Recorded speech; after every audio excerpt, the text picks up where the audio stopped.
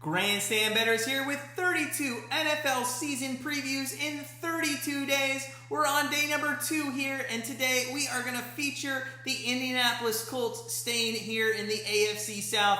Make sure you go ahead and hit that subscribe button. You don't want to miss any of our team previews. And while you're at it, smash that like button because we are just a little over a month away from the start of the 2021 NFL season. Before we get into that Colts preview, just a reminder, head on over to grandstandbettors.com and sign up for our free NFL contest. We're giving $1,000 away this season. The link is below in the description. We are also giving away $100 as a referral bonus to the person who refers the most people to join our contest. So while you're over there, you might as well become part of our family and start living that grandstand life. But without further ado, let's dive into the Indianapolis Colts season preview. And to do so, we need to look back at their 2020 campaign. The Indianapolis Colts had a great season. They finished 11-5 last season and were only in the playoffs really thanks to the 7-team expansion that was implemented. Their preseason over-under last year was at 8 wins, which they covered early in Week 14. It's probably one of the reasons why their over-under this year is set at 10 wins. Last year, they were 4-0 against the NFC North opponents, 4-2 against divisional play, and 3 of their 5 losses actually came from teams in the AFC North. The Browns, Ravens, and Steelers were all great teams last year. Besides the Week 1 loss to the Jags, all their losses were actually against teams with 11 or more wins that also made the playoffs. A 3-point loss, unfortunately, to the Bills in the first round of the playoffs ended their season, but thankfully probably ended Philip Rivers' career as well. Signing Rivers to a 1-year deal definitely did play a big part in them achieving 11 wins last season, but it also put an odd situation on when free agency rolled around. Their offense last year ranked 10th in yards per game, 9th in points scored, and 11th in both passing and rushing yards per game, showing that the impact of Rivers can have in a positive way on a system. However, their defense played an even bigger part in their success last season. Behind linebacker Darius Leonard and a very good run defense, they only gave up 332 yards per game, which was good enough for 8th best in the league last year. They also gave up the 2nd fewest rushing yards per game. This did expose where one of their major flaws was last season, and that was definitely in their secondary.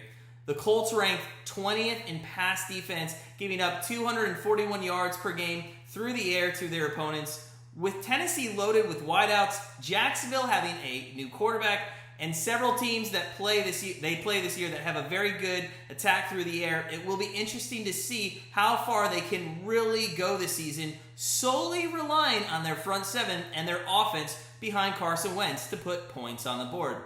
Despite the obvious need to clean up the secondary, the Colts did not do a lot of work in the offseason recruiting cornerbacks and safeties. With Rivers retiring and losing Jacoby Brissett to the Dolphins, their immediate need was at quarterback, which they did fill with ex-Eagle Carson Wentz. With a good offensive line, we will see if Wentz can do something with the Colts offense and bring back that 2017 Carson Wentz that threw 33 touchdowns and only had 7 interceptions.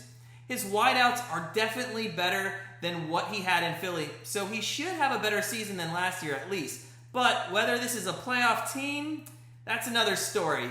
We do want to highlight the Colts run game as well, which we feel is a little underrated and not talked about as much as it should be. Jonathan Taylor, Marlon Mack, and Nyheim Hines are all dynamic backs that can run hard downhill and can make a big play with a catch out of the backfield. A couple injuries throughout the season really prohibited us from seeing these core in full effect last season, but they shouldn't be overlooked at all. Adding Eric Fisher at left tackle from the Chiefs should also help their run game as well, putting even more pressure on defenses if Wentz can, and the big word there is can, throw the ball again this season. As we mentioned before, you would kind of expect the Colts to use their draft picks to get some young talent, to work into their secondary, and try to fix one spot where they were lacking last season. However, the Colts did not do this, as they drafted Kwity Paye as a defensive lineman, and Dayo Odeyingbo, yeah, I think I said that right, Dayo Odeyingbo, with their first 2 picks, and then a few offensive positional players with their other picks. They only drafted a safety in the 5th round. Whatever the reason behind this was, they definitely got Kwity Paye at a steal first and helped their run defense and edge pressure. But we don't expect their pass defense to be much better than last season, which is why we think it's going to hurt them again this season. Now, the Colts have one of the easier schedules in the NFL this season, 24th hardest schedule, and that's mostly because they have Jacksonville, the Jets, and Houston all in their schedule. Looking at their schedule more closely, it'll be interesting to see if they actually can stay above 500 by the end of the season. If they can pull off a win at home against the Titans, good for them. But most likely, they're going to go 4-2 in divisional games like they did last year. They have to play the NFC West and Tampa Bay, which they might get one win out of. But for their AFC opponents, they have to play Baltimore, Vegas, and the AFC East Division. They'll be very lucky to have a winning record between these games, but most likely, they're probably going to be at 3-3 through those 6 games.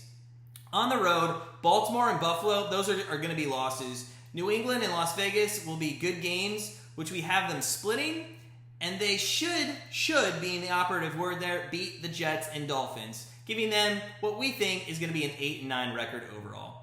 Their over-under right now is at 10, 2 games higher than what it was last year. So even if they did get another win, if we have them projected at 8-9, and they do get another win against one of those NFC opponents, and they go 5-1 in their division, that gives them a push at best. So we really like the Colts to hit the under this season and not live up to the expectations with Carson Wentz. Carson Wentz doesn't impress us. We don't think anything's going to change from Philly to Indianapolis. It could, but the best bet here for the Indianapolis Colts is under 10 wins. As always, sit back, relax, enjoy our NFL win season totals. Tomorrow we have another AFC South preview for you. So, as always, sit back, relax, enjoy today, and we'll always see you tomorrow.